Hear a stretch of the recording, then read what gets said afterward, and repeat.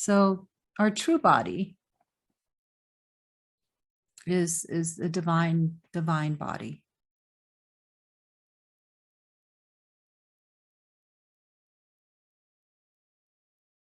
If anyone here has heard of Sri Aurobindo, raise your hand if you've heard of him.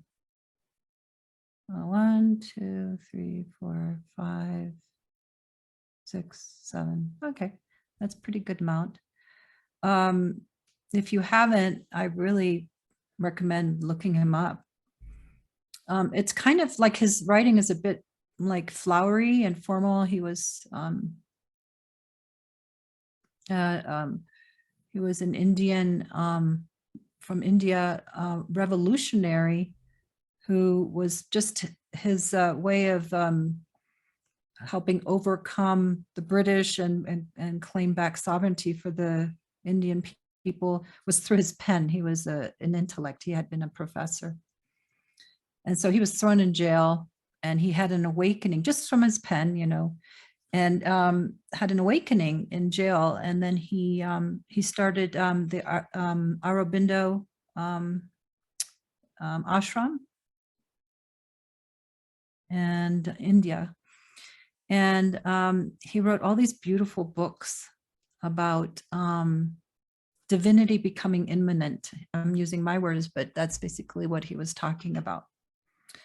And he would meditate and sit for 4 or 5 hours a day, just bringing the divine light, he was calling it, the divine light down into the body, and filling up the cells, filling up, you know, every part of the body. Like he probably, on the collective level, he helped probably make a leap in consciousness for human beings as a whole.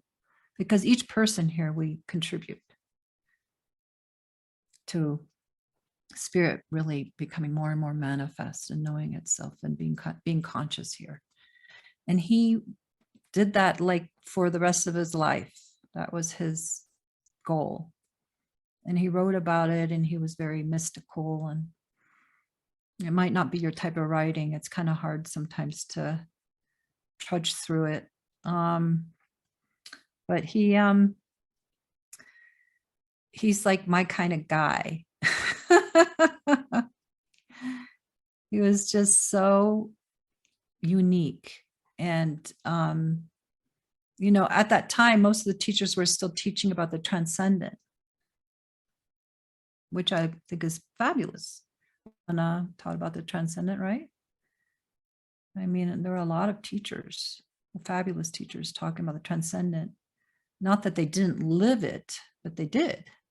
But they weren't like teaching about it in that kind of like really clear way, you know.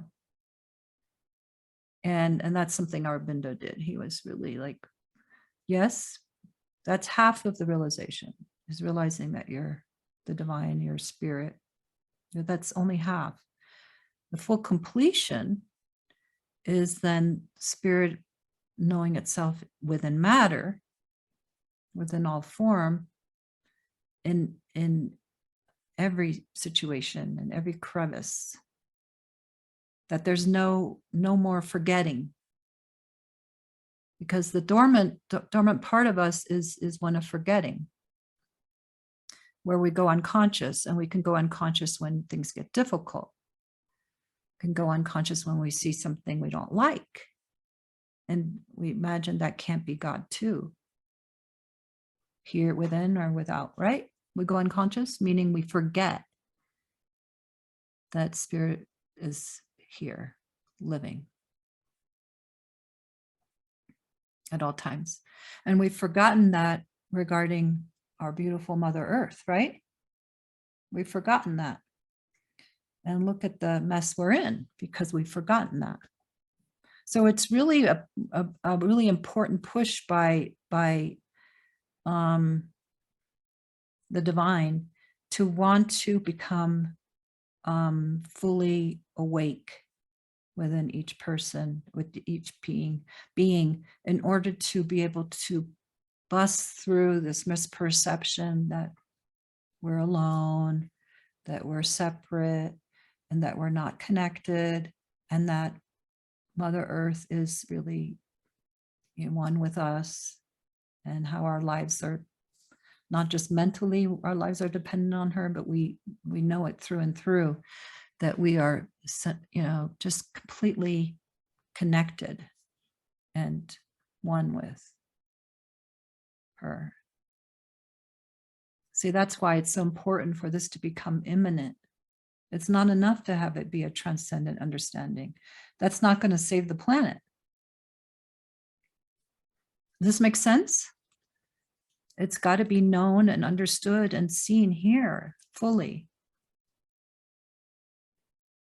That's, just like the Buddhists say, spirit is form and wait, spirit, emptiness is form and form is emptiness. Emptiness meaning spirit, meaning, the unborn. And it wants to know itself here fully as you, through and through, for you to know it, and then for you to know it so much that you are not just you, you're that. So that knows it, even though it's seemingly functioning like a you.